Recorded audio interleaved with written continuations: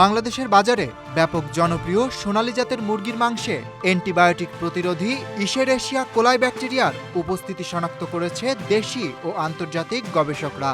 এই ব্যাকটেরিয়া অনেক সময় প্রচলিত অ্যান্টিবায়োটিকের বিরুদ্ধে কার্যকর প্রতিরোধ গড়ে তোলে, যার ফলে সাধারণ সংক্রমণও মারাত্মক জটিলতায় পরিণত হতে পারে। সাম্প্রতিক এক গবেষণায় দেখা গেছে এসব bacteria extended spectrum beta lactamase বা ইএসবিএল নামক একটি উৎসেচক তৈরি করে, যা পেনিসিলিন ও সেফালোস্পোরিনের মতো গুরুত্বপূর্ণ অ্যান্টিবায়োটিককে নিষ্ক্রিয় করে দেয়। এর ফলে এসব ওষুধ দিয়ে এই ব্যাকটেরিয়া দমন করা সম্ভব হয় না।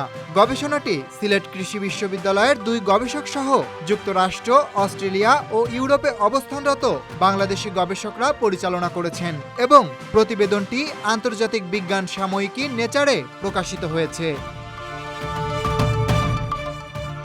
2023 সালের জুলাই থেকে ডিসেম্বর পর্যন্ত নরসিংদী জেলার 6টি উপজেলার বাজার থেকে মোট 390টি সোনালী মুরগির কাঁচা মাংসের নমুনা সংগ্রহ করে গবেষণা চালানো হয়। এসব নমুনার মধ্যে 68.21% ইশেরেশিয়া কোলাই পাওয়া গেছে। এর মধ্যে 7.89% ছিল রোগ সৃষ্টিকারী এন্টেরোপ্যাথোজেনিক প্রজাতির, আর 92.11% ছিল অপেক্ষাকৃত কম ঝুঁকিপূর্ণ নন এন্টেরোপ্যাথোজেনিক প্রজাতির। গবেষণায় দেখা গেছে ব্যাকটেরিয়াগুলো অ্যাম্পিসিলিনের মতো অ্যান্টিবায়োটিকের বিরুদ্ধে শতভাগ প্রতিরোধী। এর পাশাপাশি অ্যারিথ্রোমাইসিন এবং তৃতীয় প্রজন্মের সেফালোস্পোরিনের বিরুদ্ধেও এগুলো উচ্চ মাত্রায় প্রতিরোধ ক্ষমতা দেখিয়েছে। তবে তুলনামূলকভাবে অ্যামোক্সিসিলিন ক্যালাভুনেটের বিরুদ্ধে এদের প্রতিরোধ কম, মাত্র 3.01%।